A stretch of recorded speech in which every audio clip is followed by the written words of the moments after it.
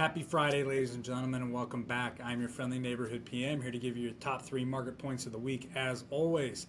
Now, on top of us having exciting market news this week, we also have the start of March Madness. So, all of you that are getting ready to hunker down for the weekend and follow the tourney and track your brackets, we'll get you on your way soon enough. But first things first, let's dive right into our top 3 points. At point number 3, it was retail sales coming in a little bit weaker than expectations for the month of February, but rebounding slightly versus January. Now, the rebound was slightly driven by an increase in healthcare good purchases as well as an increase in online shopping. However, the decline past expectations was a main driver of a slowdown in services spending. We're talking about eating out, travel, things of that nature, as more and more job insecurity starts to permeate through the market, as we continue to see larger and larger layoffs from the federal sector on top of that. So people are starting to tighten up their budgets a little bit, maybe not spend so much on going out to eat. At point number 2, kind of parlays perfectly with point number 3, it was FedEx falling nearly 12% after they announced their quarterly earnings report. Now, FedEx did beat on revenue ever so slightly, but they missed on earnings per share. On top of that, their fall was a main catalyst due to the fact that they had to lower their earnings guidance for the next full year going forward.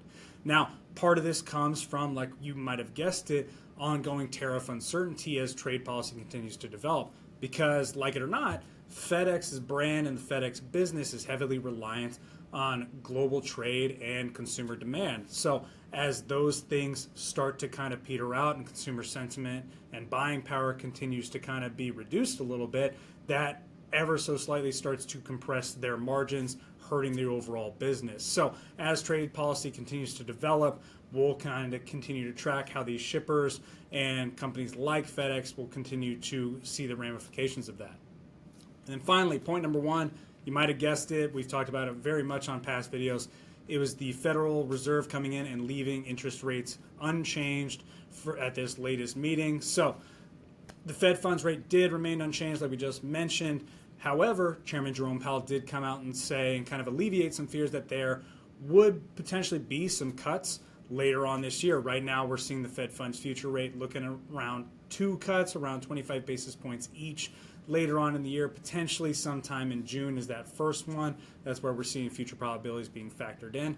However, Chairman Powell did come out and say that because of the new tariff trade policies, the economic landscape has become very uncertain. So they're trying to make sure they're registering all the data that comes into the economy and really taking that into account before they make any decisions.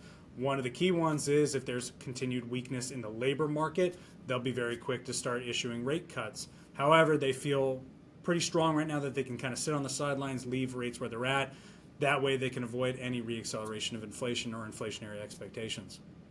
Now, that does it for your top 3 points this week. What are we looking to for next week?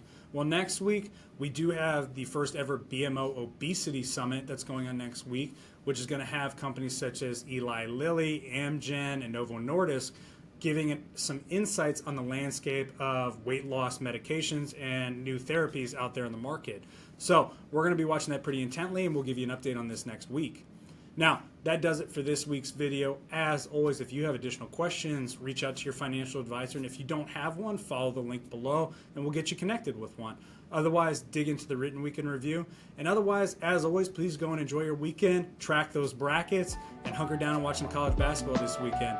And we will see you the same time next week. Thanks again.